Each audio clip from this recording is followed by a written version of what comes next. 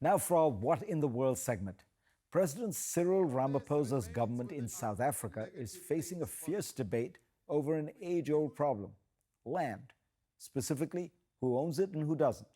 That issue is an open wound in the country's post apartheid era.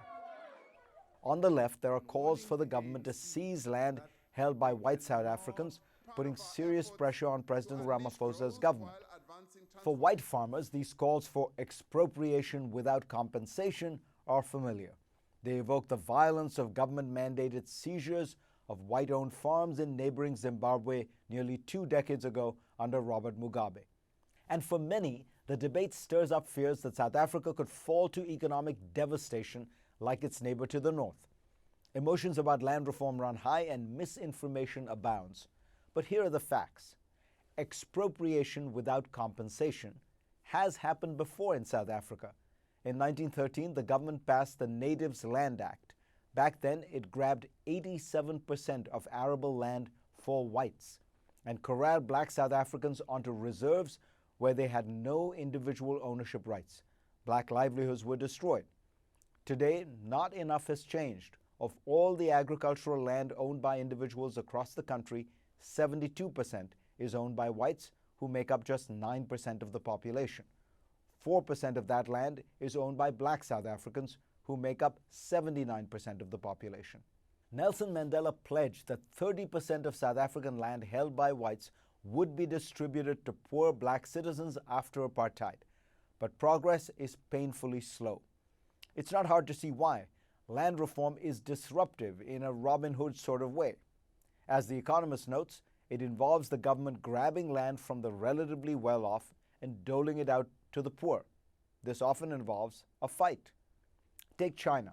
In 1949, after the Communist Revolution, the government began grabbing land from landlords who were the victims of brutal violence.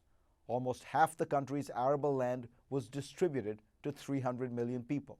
The violence was horrific, but the reform had immediate effects.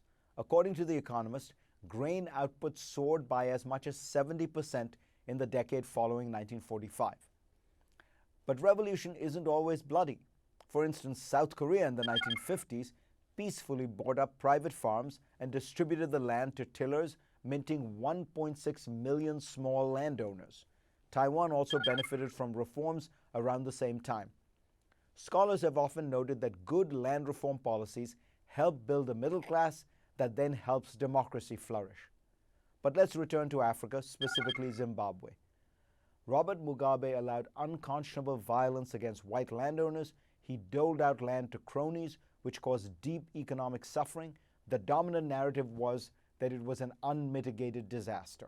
But as Ben Cousins of the University of the Western Cape points out, the legacy of Zimbabwean land reform is more complex than the dominant narrative, particularly when you consider the case of tobacco farmers. As the New York Times reported, when 2,000 mostly white tobacco farmers were forced from their land, tens of thousands of mostly black farmers took their place. At first, production ebbed, but it rose impressively in later years, creating livelihoods for the once landless. In the end, the case for land reform in South Africa is not merely a moral one. Properly and sensibly executed, land reform is also good economics and good politics.